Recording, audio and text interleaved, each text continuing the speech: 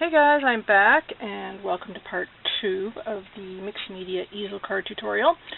And this is where we're at so far. Part 1, we did all of the background here, which you can see. It's all dry now. I just absolutely love how it came out. I'm really happy with it. And I explained how to make the card. So that's all in part 1.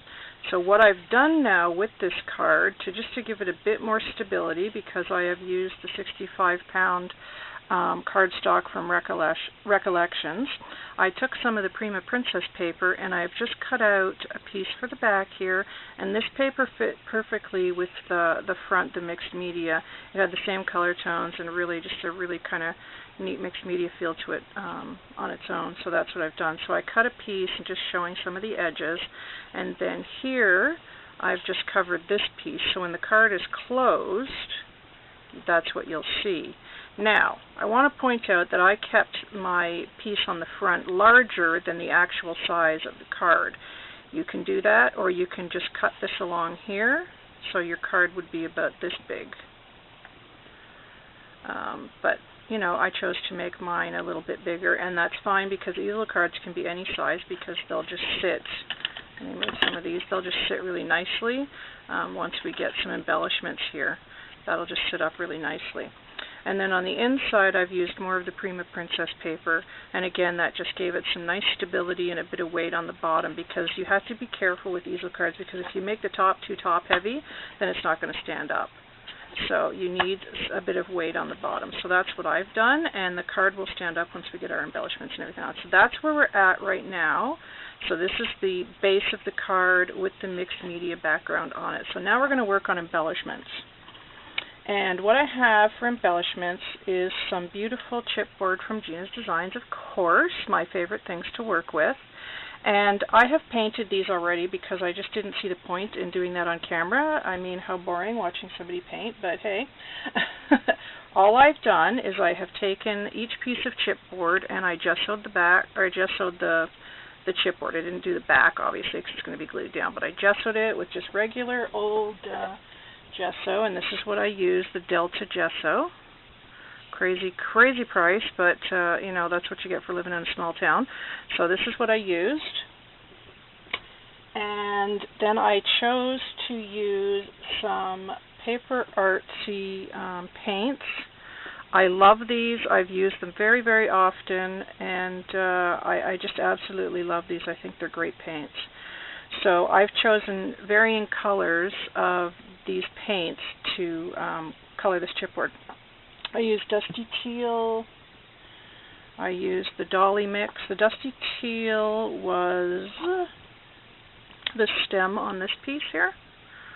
And then I used the Dolly Mix for the little berry flowers there. So that's what I used on that one. And then on the chain here, I used Beach Hut to get that really nice color. And then on the little pennants, I used Mermaid. As you can see there, that's what I used, the Mermaid. And then I used, on this butterfly, I used Bora Bora. And then on the little birdhouse, I used, what did I use? Where is it? There it is.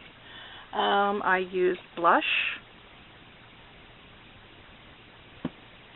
And then on the little butterfly here, I used Ice Blue. So those are the colors that I used, just in case anybody wants to know. So let me move those out of the way, and we will get going here on our embellishments. And what I wanted to do with these, some of them, I think I gave most of these 2 coats of the chalk paints because I really wanted good coverage. So they've all had a coat of gesso and then 2 coats of the chalk paint.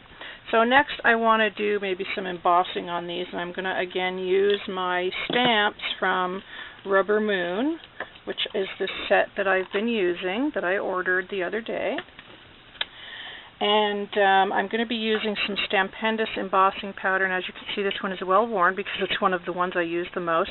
This is Shabby White and Shabby Pink and Shabby Blue.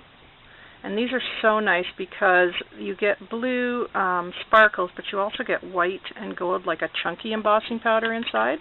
And I also pulled out 2 of my Lindy's, which is a Desert Moon Turquoise. Again, you can see these are well used because they've got paint and things on them.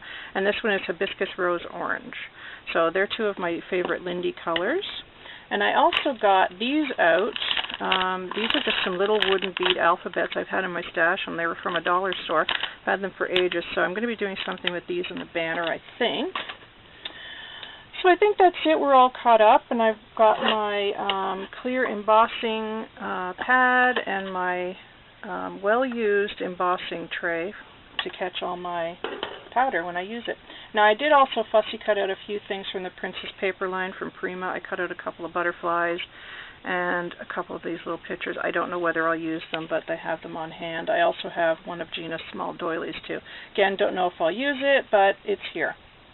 Okay, so the first thing I want to work on is the little birdhouse here. So let's get started with that. And I'm going to use this little paintbrush stamp with the butterfly on it, I think, and I'm also going to use the kitty cat stamp. Now, I may not have room for the paintbrush, but I definitely want to use the cat one because I thought it would be really funny to have a kitty cat face on a birdhouse. I just thought that would be hilarious.